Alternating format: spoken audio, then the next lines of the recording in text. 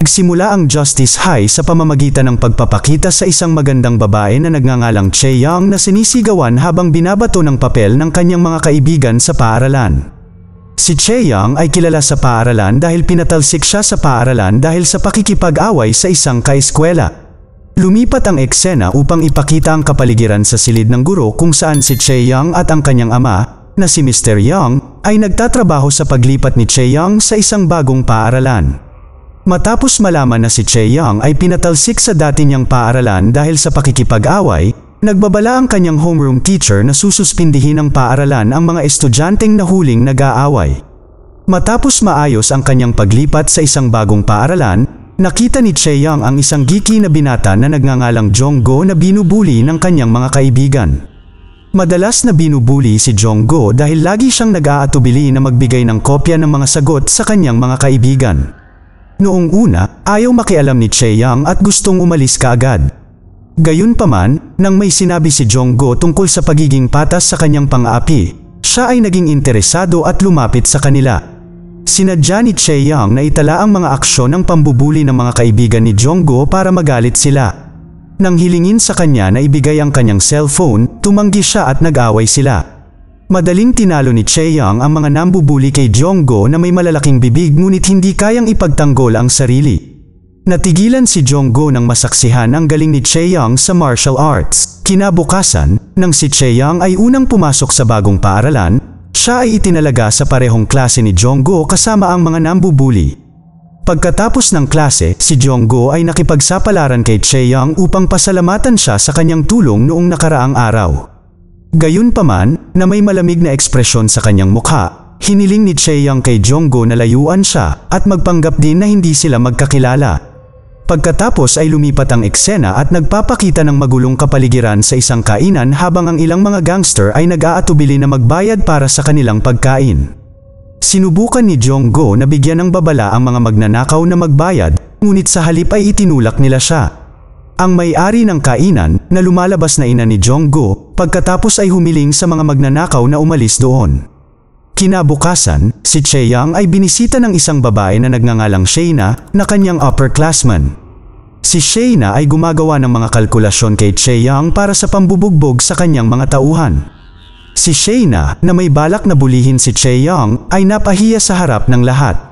Si Jong-go, na muling nasaksihan ang katapangan ni Chae-young sa pakikitungo sa mga bully na estudyante, ay muli siyang nilapitan at hiniling na turuan siya ng martial arts. Tinanggihan ni Chae-young ang kahilingan ni Jong-go dahil ayaw niyang madamay sa kanya o sa kahit na kanino. Gayunpaman, sa wakas ay lumambot ang puso ni Chae-young nang sabihin ni Jong-go na gusto niyang matuto ng martial arts upang ipagtanggol ang kanyang ina, na madalas na binubuli ng mga tulisan na nanggugulo sa kainan ng kanyang ina.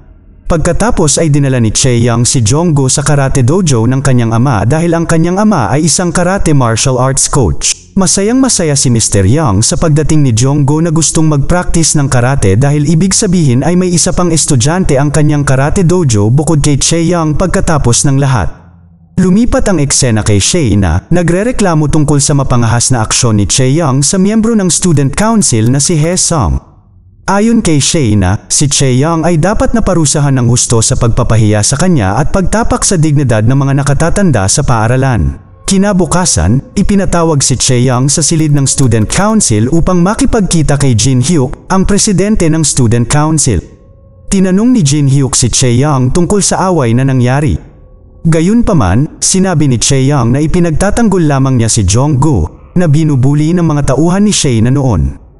Pagkarinig nito, sinabihan niya si Hae-sung na nasa student council room din kasama si Shaina. Si Chae-young na umalis dahil ayon sa kanya, ang mga tauhan ni Shaina ang nagsimula ng kaguluhan. Bumalik kay Jong-go na tumututok sa pangunahing pagsasanay sa karate kasama si Chae-young. Nakaramdam man siya ng kirot sa buong katawan dahil sa matinding pisikal na ehersisyo, patuloy pa rin siyang pinapalakas ni Chae-young at habang tumatagal ay mas nagiging malapit sila sa isa't isa. Isang gabi, ang lahat ng mga administrador at miyembro ng student council ay nakitang nagpa-party para salubungin ang pagbabalik ng isang binata na nagngangalang Kang Se. Ngunit mukhang walang inspirasyon si Hae-sung at piniling lumabas kasama si Jin-hyuk. Hindi nagtagal, nagtalo sila dahil nagpasya si Jin-hyuk na sumali sa mga gangster at hindi nagustuhan ni Hae-sung ang kanyang desisyon. Kinabukasan, habang nasa paaralan, si Jin Hyuk ay nilapitan ng isang leader ng gangster na nagngangalang Sang Jin. Nagdaos sila ng pagpupulong sa silid ng student council at pinag-uusapan ang lahat tungkol sa mga bagay na gagawin ni Jin Hyuk pagkatapos ng opisyal na pagiging miyembro ng gangster. Pinuntahan din ni Sang Jin si Hae Sung at inanyayahan siyang sumama sa kanya. Ngunit tinanggihan ni Hae Sung ang imbitasyon dahil ayaw niyang maging delinkwente. Sa kabilang banda, si Jonggo ay muling binubuli ng kanyang mga kaibigan. Ngunit sa pagkakataong ito, nagawa niyang labanan ang mga nambubuli na lumalabas na imahinasyon lamang niya. Palibhas ay hindi siya lumalaban sa kanila, si Jonggo ang madalas na nagiging target nila. Ngunit dumating si Hae Sung na sinusubukang tulungan si Jonggo. Sa una, kayang talunin ni Hae Sung ang mga bully ni Jonggo. Gayunpaman, si Kang Sik, na sikat sa pagiging mabangis at mahusay sa martial arts, ay biglang lumitaw at binugbog si Hae Sung. Nakita ni Chae-young si Jonggo na binubuli muli, pagkatapos ay tinulungan niya siya at lumalabas na madali niyang natalo si Kang Sik. Nagulat si Hae Sung nang makita si Chae-young na madaling natalo si Kang Sik pagkatapos ay nagpa siya na magsanay ng karate sa dojo ng ama ni Chae-young. Hindi tulad ni Jonggo, na gustong magmaster ng martial arts para ipagtanggol ang kanyang ina, si Hae Sung ay handang gumastos ng pera sa mga kurso sa pagtatanggol sa sarili para lang mapalapit kay Chae-young. Gayunpaman, si Chae-young ay malamig kay Hae Sung dahil dati siyang bahagi ng bully group sa paaralan.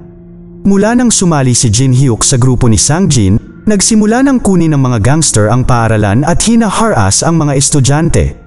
Dahil si Kang Sik ang nagsisilbing pinuno ng mga delinkwenteng estudyante, sinimulan nilang pilitin ang ibang mga estudyante na magdeposito ng pera sa student council bilang tribute. Tanging ang klase ni Chae-young ang hindi kinakailangang magdeposito ng tribute dahil ayaw ni Kang Sik na makipag-away sa kanya. Isang araw, hindi na matiis ni Jonggo, na may mataas na diwa ng hustisya, ang mga aksyon ng mga delinkwenteng estudyante na nambubuli sa isang geeky na estudyante. Bagamat hindi kabisado ni Jonggo ang martial arts tulad ni Chae-young, desidido pa rin siyang ipagtanggol ang estudyante kahit na siya ang nabubugbog. Pagkatapos ng klase, nakiusap si Jonggo kay Mr. Young na magturo ng karate ng mas mabilis para ipagtanggol ang sarili at ang mga inaapi. Pagkatapos ay tinuruan ni Mr. Young si Jonggo ng ilang mga galaw ng karate at sinabihan siyang magsanay ng mas mabuti. Sa kabilang banda, si Hae Sung na lalong pinatindi ang pagsasanay ng karate, kahit na una siyang pumunta sa dojo para lang mapalapit kay Chae-young. Nang makita ang pagiging seryoso ni Hae Sung sa pagsasanay ng karate sa dojo ng kanyang ama, mas lumambot ang ugali ni Chae-young sa kanya at naging matalik silang magkaibigan. Isang araw, dinala ni Hae Sung sina Chae-young at Jonggo para mamasyal. Pagkatapos ay naglibot silang tatlo sa lungsod habang ninanamnam ang tanawin. Inanyayahan ni Jonggo ang kanyang mga kaibigan na dumaan sa kainan ng kanyang ina at ipakilala sila sa kanyang ina sa kanyang pag-uwi. Masaya ang ina ni Jonggo na mas confident na ang kanyang anak at may malalapit na kaibigan. Kinabukasan, nag-away sina Hae Sung at Jin Hyuk dahil sawa na si Hae Sung sa sadyang hinahayaan ni Jin Hyuk na bulihin ng gangster group ni Sang Jin ang mga estudyante sa paaralan. Sa kabilang banda, galit din si Jin Hyuk kay Hae Sung, na sa tingin niya ay malaki na ang pinagbago niya dahil sa pagiging banal niya, kahit noon pa man ay binubuli nila ang mga estudyante sa paaralan. Si Jin Hyuk na hindi makatanggap ng pagkatalo matapos siyang talunin ni Hae Sung, pagkatapos ay hiniling kay Chae na nasaktan si Chae-young dahil sa tingin niya ay si Chae-young ang nagpabago ng husto kay Hae Sung. Hindi lang yun, ang presensya ni Chae-young ay nagbabanta din sa kanyang impluensya sa paaralan, kaya may ambisyon siyang maalis ang dalaga. Si Chae na may lihim na gusto kay Hae Sung ay sumang-ayon sa plano ni Jin Hyuk na lasunin si Chae-young. Kinabukasan, inimbitahan ni Chae na si Chae-young sa student council room. Sinabi niya na gusto niyang humingi ng tawad sa kanya at nag-aalok sa kanya ng isang tasa ng tsaa na may lason. Nagkwento si Chae na tungkol kay Hae Sung. Gayunpaman, mukhang walang pakialam si Chae-young at iginiit na wala siyang relasyon kay Hae Sung na isang estudyante lamang sa karate dojo ng kanyang ama. Napagtanto na si Chae-young ay isang mabuting babae. Hindi matiis ni Chae na nasaktan siya at agad na inampas ang kanyang kamay nang malapit na siyang uminom ng tsaa na hinaluan ng lason.